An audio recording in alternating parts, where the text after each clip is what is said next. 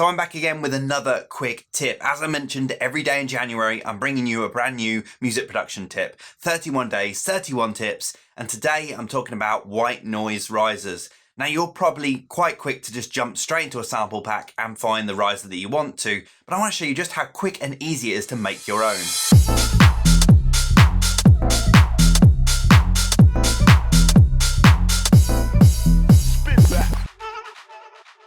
So there's no denying it, a white noise riser pretty much always works. It's one of those things with EDM, you put it in a breakdown and it just kind of brings everything up. It really kind of creates that crescendo. Now you're probably quick to kind of just find it in a sample pack. You'll go through all your local kind of sample packs that you got on your hard drive and find a riser that you probably always use, or find another one somewhere on a sample service. But it's actually really easy to make your own. You can do it with just the inbuilt synths that come with Ableton, and it only takes you a matter of minutes, and I'm going to show you how to do that today. So I've got a brand new Ableton project in front of me, and I've just got one Midi track in here at the moment. I'm going to drop on an operator. Now you can use pretty much any synth that can kind of generate white noise. And I've just picked operator because if you've got Ableton, you're most likely to have this. So the first thing I'm going to do is I'm actually going to create a brand new note on here, a brand new Midi clip. Now this is going to be the length that I want my breakdown or my riser to be. So I'm going to choose 8 bars worth, and I'm going to right click and go insert Midi clip.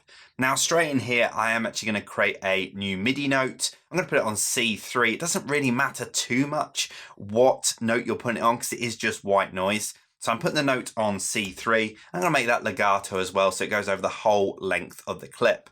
Now let's jump back into operator, and what I'm going to do is I'm going to go to the first oscillator, and within here I'm just going to select white noise, so noise white. It'll be labeled something different depending on which synth you're using, but within operator it's labeled as that. So I've got a white noise within here. Now let's hear how that sounds.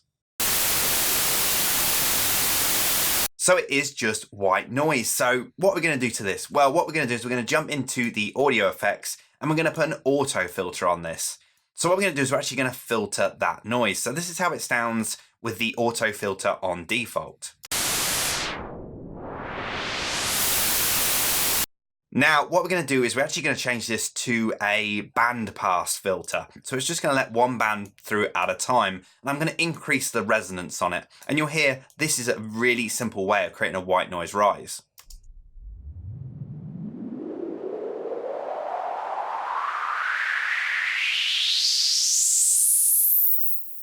So what we're now going to do is we're now going to automate this. So I'm going to jump into automation. I'm going to click on that frequency. I'm going to bring it all the way down. And what I'm going to do is I'm actually going to put a point in at the start, right at the bottom, and then a point at the top, right at the end.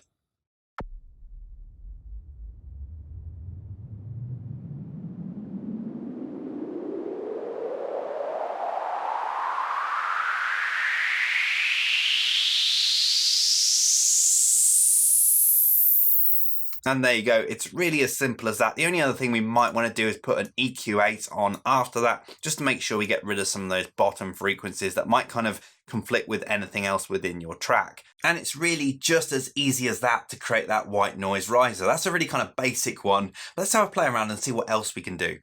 So what I'm going to do is I'm actually going to do a downshifter now, which we can do in the opposite way. We basically just start at the top of the frequency and then take it right down.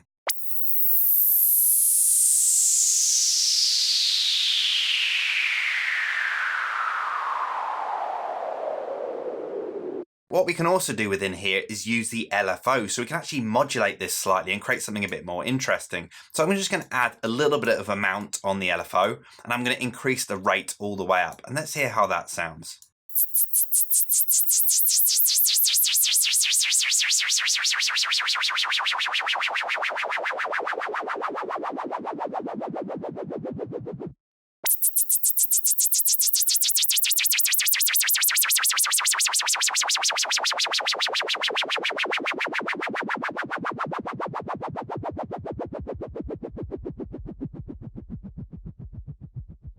So as you can see, we can take that really kind of basic white noise effect and kind of do a whole load of different things with it, all with that same auto filter, just by adding the LFO on there and just changing a few things around. So as you can see, once you kind of learn that really kind of basic technique of doing that, you can kind of twist it and mold it in different ways to kind of create your own interesting effect. So rather than jumping into that sample pack, why not try making your own? It's so simple to do, plus you can make it as long or as short as you want to and put your own spin on it, make it your own unique effect. So hopefully this video has been useful, and if it has, subscribe, because I've got a whole load more tips like this on the way. As I say, every day in January, a brand new music production tip. So definitely subscribe and hit that notification icon so you're notified the moment that video comes online, and hopefully I'll see you again in the next video.